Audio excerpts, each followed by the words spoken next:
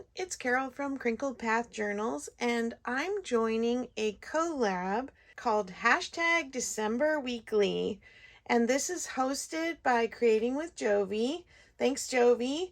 And the main collaborators are Bianca from BB's Closet Creations, Dale from Not Too Shabby Chic, Meg from Chasing Retro, Catherine from Created by Catherine, Lorie from Enchanted Dreams 7166, Kathy from Kathy's Favorite Things, Mariann from Mariann's Craft Corner, Melissa from ByMimiWithLove 7087, Pam from Pam VanEe, and then I also noted that Linda from Linda's Created Life jumped on the collab today too.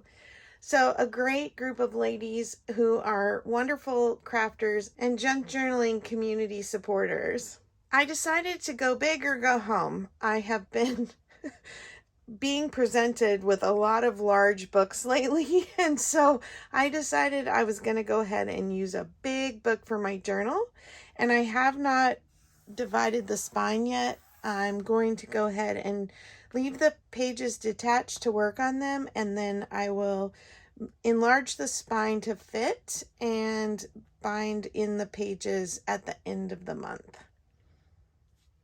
So today is December 5th, and I will be working on the first 5 days.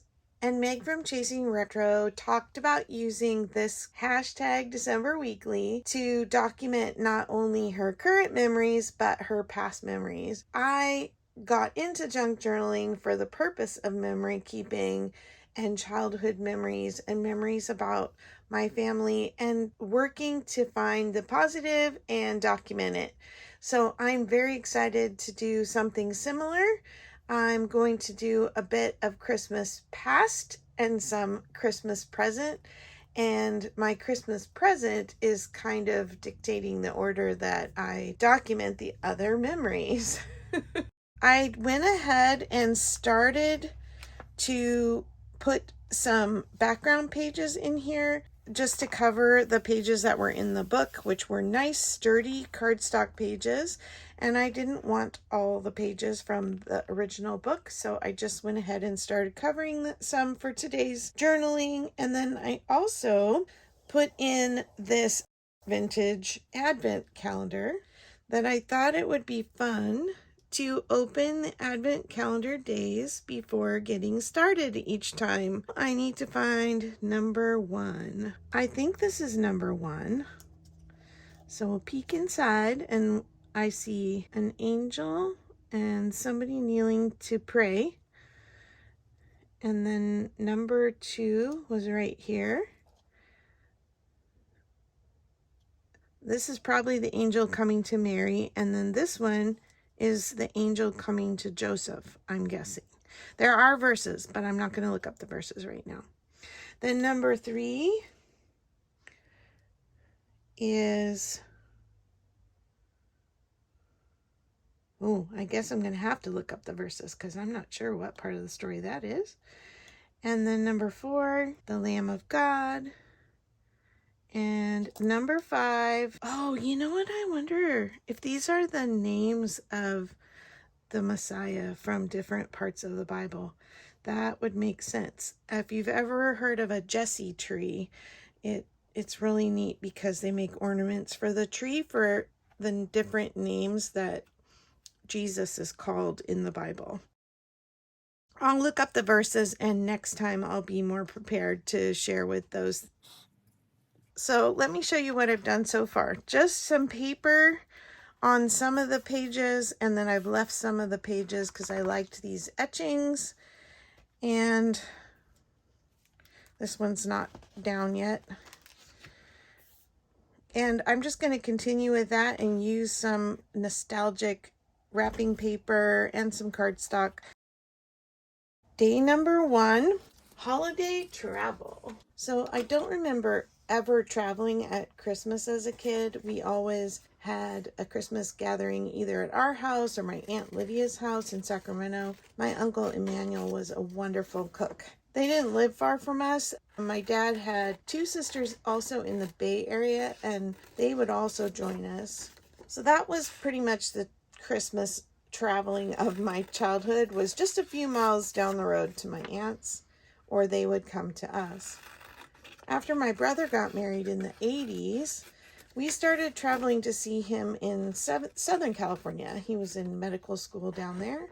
Same medical school I ended up going to later. He was much older than me. So my parents would take advantage of my Christmas break and we would make the drive. And my dad loved a good road trip. And that was about an 8-hour drive down to see him. And by the late 80s, I was dating my husband.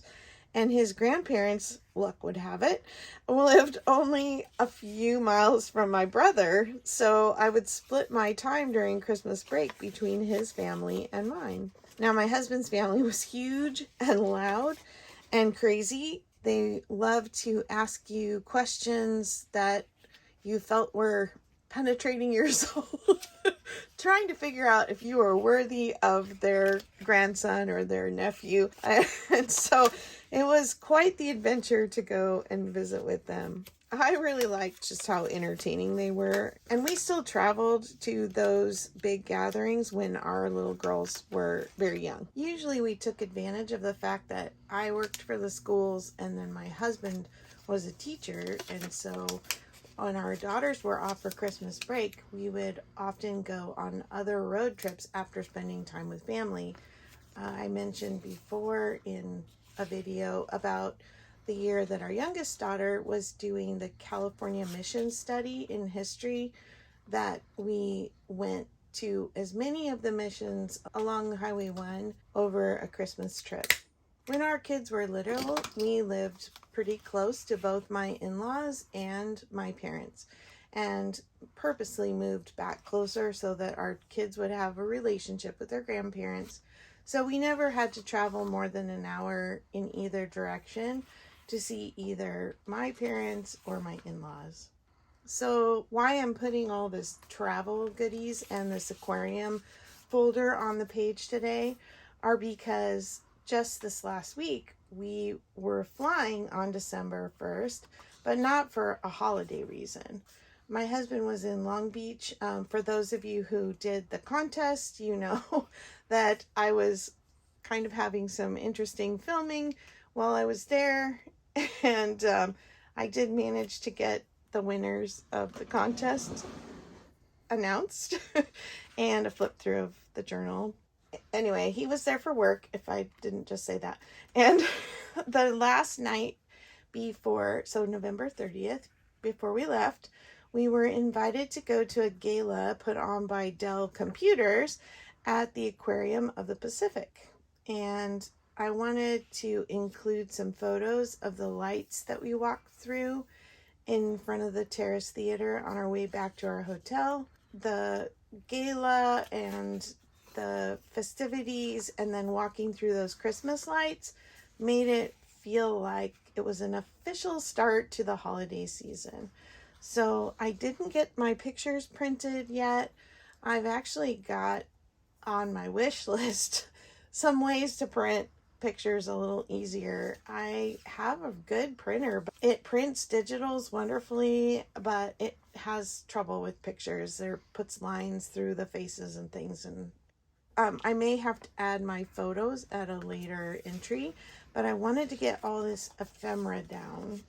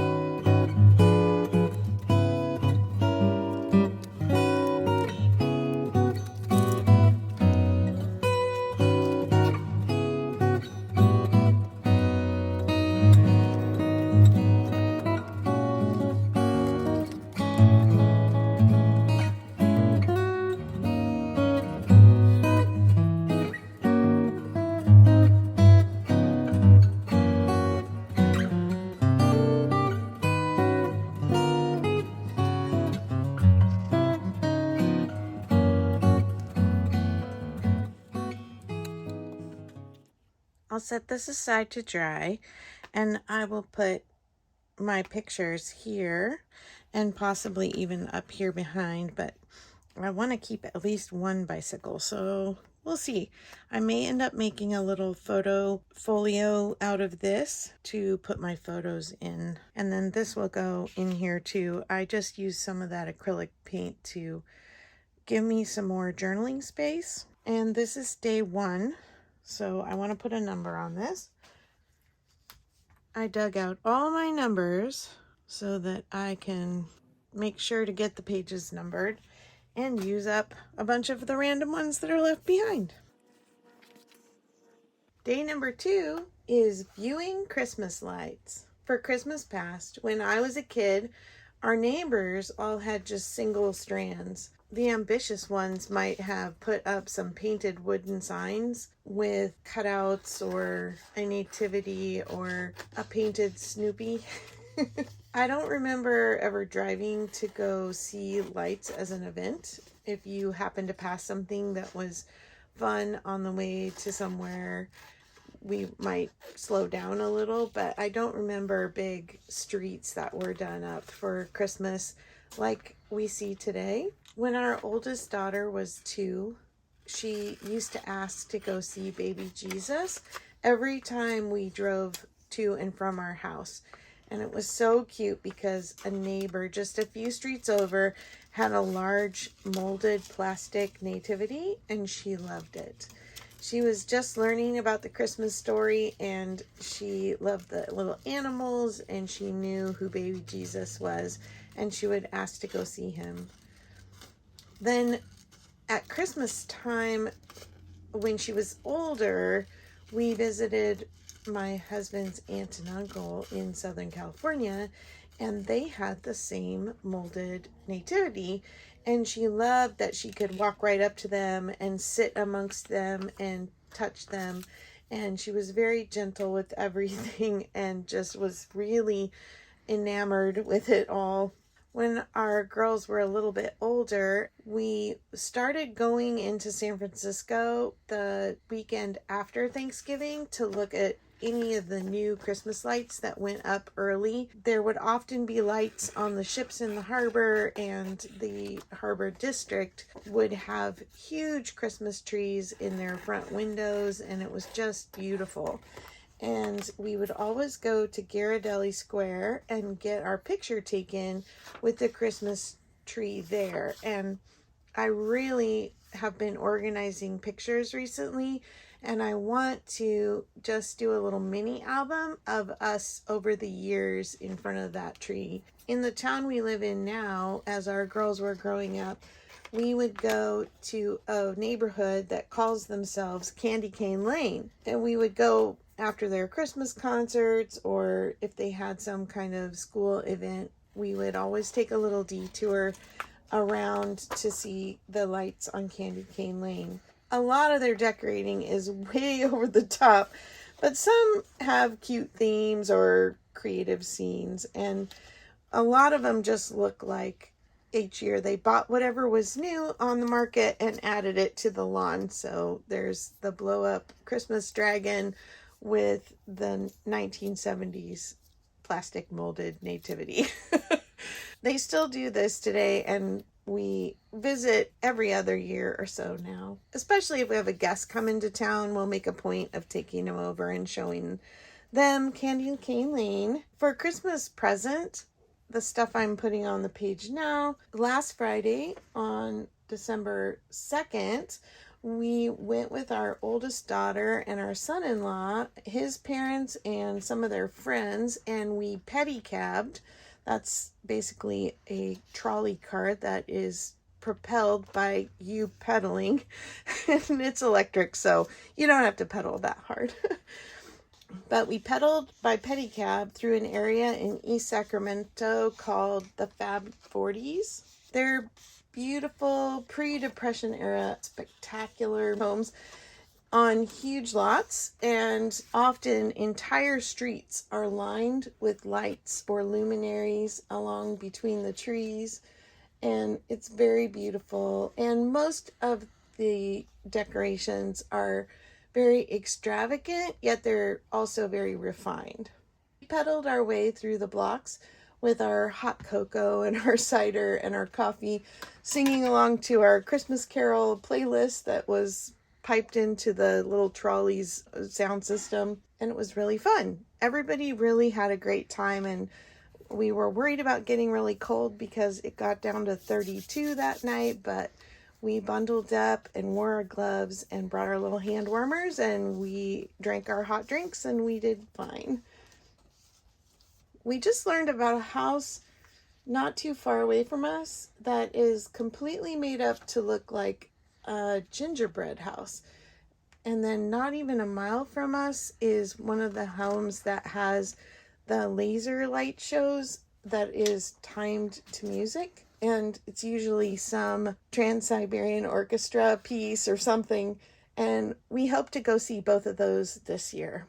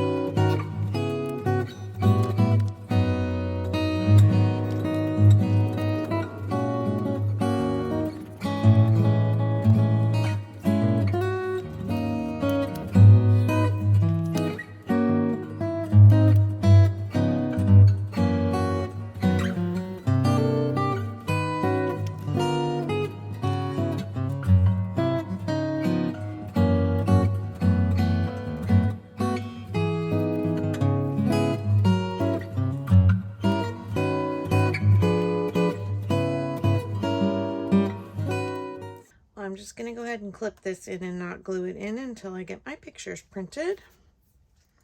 And I hope to put the group picture here of us out on the trolley, or we stopped and took a picture in front of some blow-ups in a yard, and then my accordion here. It will give me some room for some other pictures.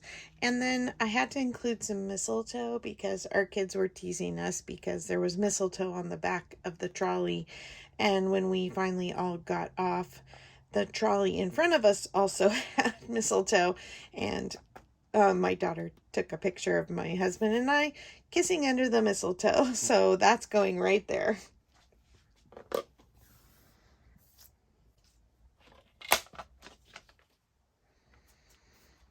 I love that this has some nativity pictures in it from the original book. So day number 3 is all about goodies and treats and dessert. So Saturday we had a whole day together as a family, and we normally in November go to a place called Apple Hill in Camino, California, and we couldn't get all of the adult schedules to align work-wise in November, and so we had to postpone going to Apple Hill until the first weekend in December. And it's famous for its apple growers and fall activities, and that's why we usually like to go in November, but it has expanded now from just the apple picking and the pumpkin patches to now having wineries and art shows and craft fairs.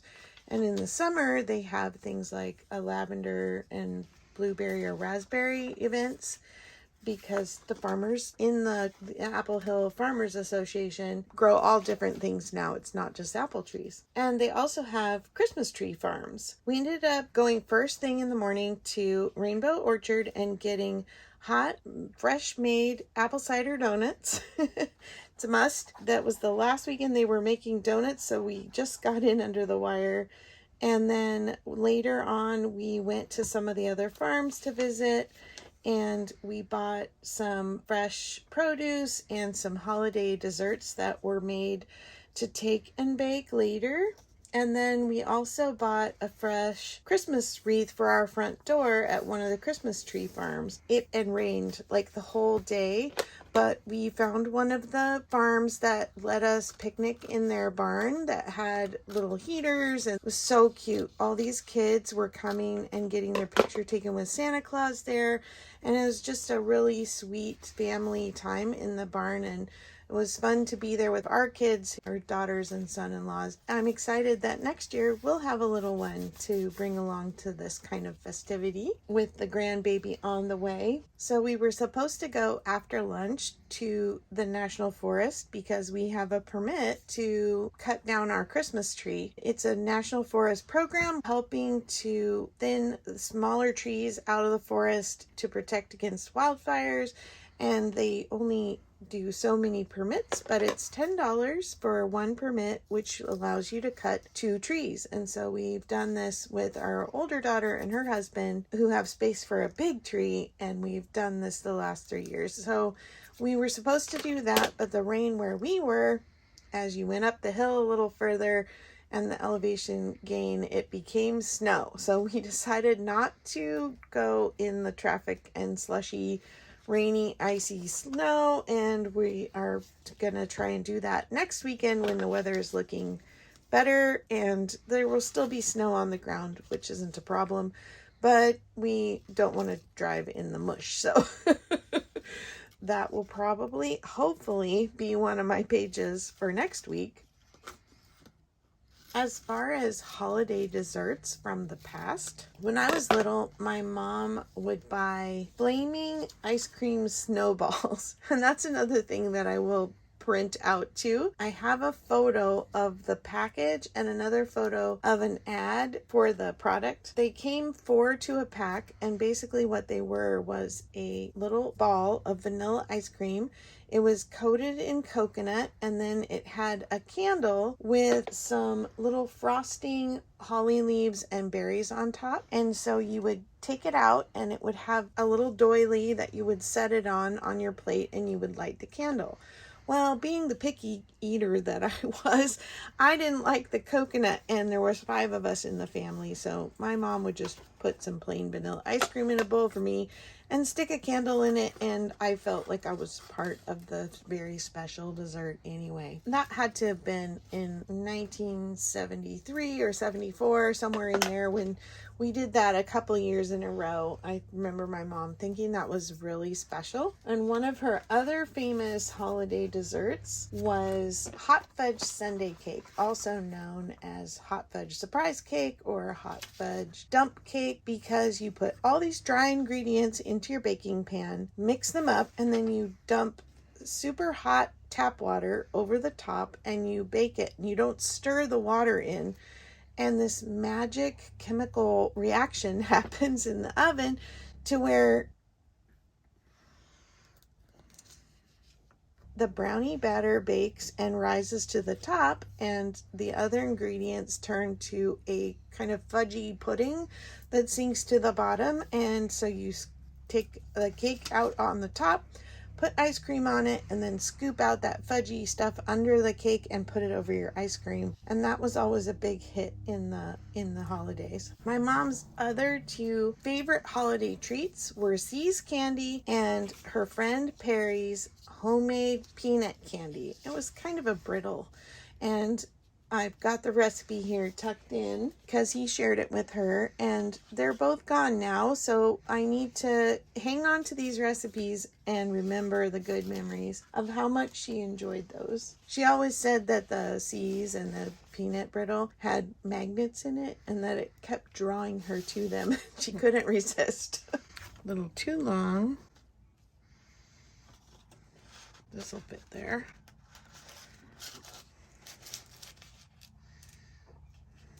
I've learned to make a traditional Germans from Russia dessert, and it's called Kuchen, and I think I've talked about this before, but it really needs a page all to itself somewhere. This is a dish from my heritage, and also from my daughter's husband's family has a very similar immigration story, and they are also Germans from Russia. So if you say Kuchen to somebody who's German, they just think you're talking about cake. But Kuchen to Germans from Russia is a soft dough in a pie pan with custard and fruit, or sometimes they would put cottage cheese in it. I had lessons from a relative about 10 years ago. The recipe was not explained in any kind of detail. It was just the ingredients, and it wouldn't turn into anything edible when I would try to use it. Now my older daughter and I make them together because the recipe makes 12 of these pie size cakes. We're trying to share the recipe a little more so that it doesn't die with us. As far as our holiday desserts, I don't really bake regular pies because I now have a friend who runs Dolly Farms in Vacaville, and she makes the most amazing pies, and her little business is thriving. I always get so many compliments when I bring her pies and refer people to her for pies. They are so amazingly good. Her crust is perfect. Her ingredients are delicious. And so that has become kind of the thing that I buy for family special dinners for my own family. I think you see the ribbon candy paper that I have under here. I was always very fascinated with it as a kid, but I haven't seen it in real life for a very long time. Have you? I want to make sure I keep this a little tinted because this is kind of a fat pamphlet that has to go in it. If I make this too flat, it won't go in. This image is from a Susan Branch book, but I love the pie and the kitty. My daughter had a cat that looked like that when she was younger, my youngest daughter. I'm not going to push it down all the way either so that it gives time for this to dry on the bottom. All right, and I've got space for a photo here, and I've got room for journaling on the back of that. If you hadn't guessed, I'm doing my journaling off camera, but I will do a flyover, especially I'll probably wait this time, not do it this video, and I'll do it when I get the pictures in. I'm going to use this as a journaling card, so I just kind of set it in there. This is number 3. And day number 4, this Sunday was the second Sunday of Advent, and this Sunday was about peace. And last Sunday, for the first week of Advent, it was about hope. And I love that our church observes the Advent tradition, and Advent means coming or arrival. So observing Advent prepares us to celebrate Christmas and remember the arrival of Jesus, our Savior. And he came as that baby, and he lived a sinless life to be a sacrifice to atone for our sin so that we can have eternal life.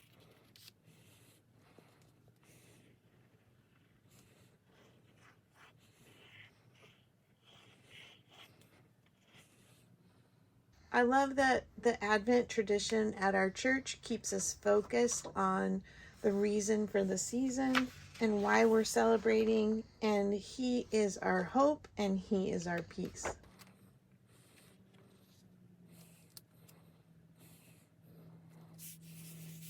And I love this poem that I found in an Ideals magazine. Each year, the Christmas bells ring out again to voice the mercy that endures through centuries to sons of men. What heritage is mine is yours, O heart. Let love set wide your door. The little Christ child comes once more. I won't tuck that in because I don't want to get it stuck in the glue. And this has to come back over here to my travel page now that it's dry. I've got one more page to do. In this set, I need a 3 here and I need a 4 here. I grabbed one that won't come off the paper, so I'm going to just go ahead and glue it on. I love these pages, so I'm just leaving them as they are. Now we are to actually today's memories. And today is day 5. It's December 5th. And the only that I have done today, other than kind of prepare this and gather things for this, is to start working on some photo editing for our Christmas cards. Almost every year since my husband and I have gotten married, we have done Christmas cards. And I'm really hoping it's not a dying thing. Do you send Christmas cards? Do you enjoy getting them? Do you make a point of finding some pretty cards or sending a letter, or even just a Christmas letter that it's the same but goes to everybody? I just love receiving those things. And so I keep sending Christmas cards, and I'm encouraging my kids to send Christmas cards, because especially now with the photo cards, it's so fun to see your friends and your relatives and the kids grow and hear about their year. Especially for a lot of my relatives are not on any kind of social media, and some of them I talk to often, and a lot of them I only maybe talk to a few times a year. So it's really nice to get a Christmas card and just feel like you've stayed in touch. My mom used to spend weeks, 2 weeks at least, handwriting messages in beautiful cards, and she would spread them all out across our dining room table. It was my job, as the cards came in, to tape them up on our coat closet door, which was just inside the entryway. And I used to love looking at all the images and pictures, and it was a very serious job to arrange them nicely on there so that all the cards got special notice. Over the years, my husband and I have often made our own Christmas cards, sent a Christmas letter, and tried to keep in touch with a lot of family, even if they don't send a Christmas card back ever. 2 of our life verses, let me see if I can remember these while I'm working. So 2 of our life verses are Romans 12:15, which says, "Rejoice with those who rejoice and weep with those who weep." And the other one is 1 Thessalonians 2:8, and it says, we loved you so much that we delighted to share not only the gospel of God, but our lives as well, because you're so dear to us. And those are our 2 life verses that we picked as a married couple that we like to stay focused on every day. We have other verses, of course, that we love very much, but these are the 2 that we want to think about every morning when we wake up and stake our life on, because we believe in building healthy relationships. We believe in celebrating each other's victories and blessings, and loving and caring for each other in sorrow and struggles. This world and this life really brings so many challenges and illness and sadness and things that we don't have control over oftentimes. And so we really try to encourage people to share, be real, and don't feel like you're bragging to share your happiness and your blessings, because we want to rejoice with you when you rejoice, and we want to stand by people when they're going through sadness or hurt as best we can in our capacity to just love people, because we've also received that from people and it means the world to us.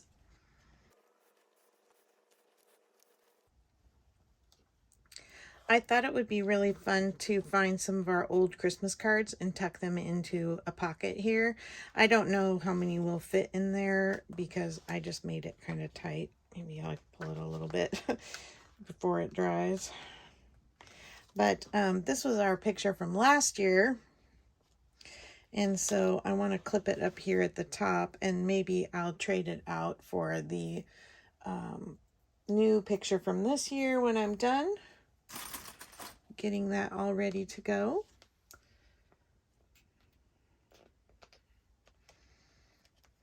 There we all are in Disneyland last year before I injured my shoulder. My sweet kiddos and my daughters and my husband and my daughter's husbands on either side. So that's us. I need to do a Q&A sometime. You know, we spend so much time behind the camera, and it's not that I'm hiding here, but our craft clearly dictates that we be showing what we're doing. So I love that Possum Patty starts every episode showing her face. I know there's others of you that do that too.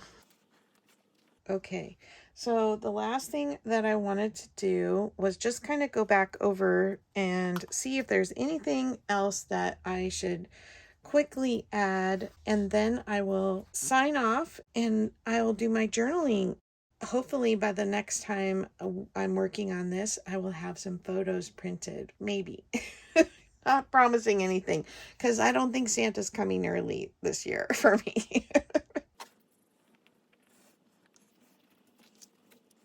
I'm sure I'll find other little things to add, but I think I'm going to call it quits for now because I'm over an hour of taping, I believe, which sure, it'll get edited down a little, but thank you for joining me, and thank you ladies for letting me join your collab, and I can't wait to see everybody else's. Bye bye.